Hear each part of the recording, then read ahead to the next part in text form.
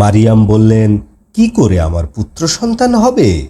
অথচ কোনো মানুষ আমাকে স্পর্শ করেনি এবং আমি কোনো জেনাকারিনীও নই। জিবরাইল আমিন বললেন, এভাবেই আপনার রব বলেছেন, এটা আমার উপরে অতি সহজ। এটাকে আমি মানুষের জন্য একটি নিদর্শন বানাবো এবং আমার পক্ষ হতে একটি দয়া, এবং এ বিষয় চূড়ান্ত সিদ্ধান্ত গৃহীত হয়ে আছে। অতঃপর মারিয়ম ঈসাকে গর্ভে ধারণ করলেন এবং তাকে নিয়ে দূরবর্তী স্থানে চলে গেলেন।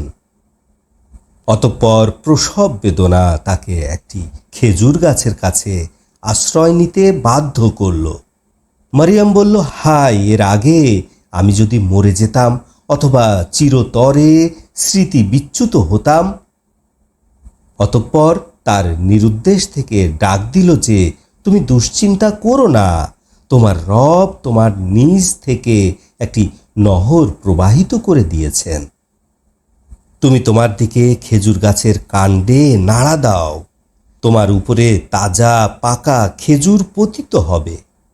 তুমি খাও, পান করো, চক্ষু ঠান্ডা করো। মানুষদের মধ্য হতে কাউকে দেখতে পেলে তুমি বলে দাও, নিশ্চয় আমি রাহমানের উদ্দেশ্যে রোজা মান্যত করেছি, আমি কোনো মানুষের সাথে কথা বলতে পারবো না। অতঃপর সে সন্তানকে বহন করে নিজ জাতির কাছে চলে এলো।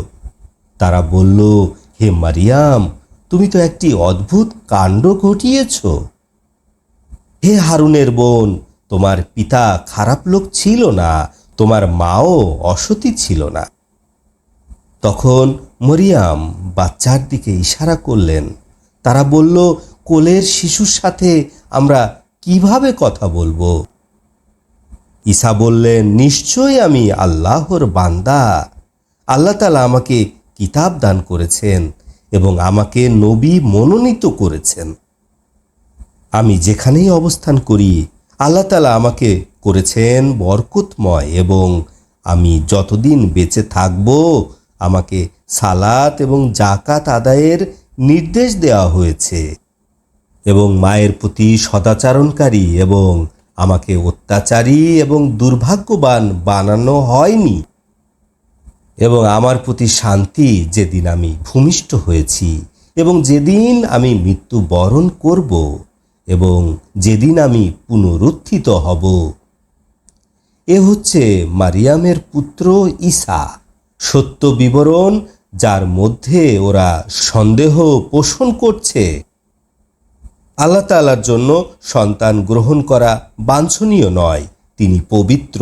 তিনি যখন কোনো কার্য সম্পাদন করতে ইচ্ছা করেন তখন তিনি বলেন, হও, অতঃপর তা হয়ে যায়। এবং নিশ্চয় আল্লাহ তাআলা আমার রব, তোমাদের রব, তোমরা তার ইবাদত করো। এটাই হচ্ছে স্থায়ী সরল পথ। অতঃপর দলগুলো নিজদের মধ্যে মতভেদ সৃষ্টি করল। মহাদিবসে ধ্বংস কাফিরদের জন্য, যারা মহাদিবসের উপস্থিতিকে অস্বীকার করে।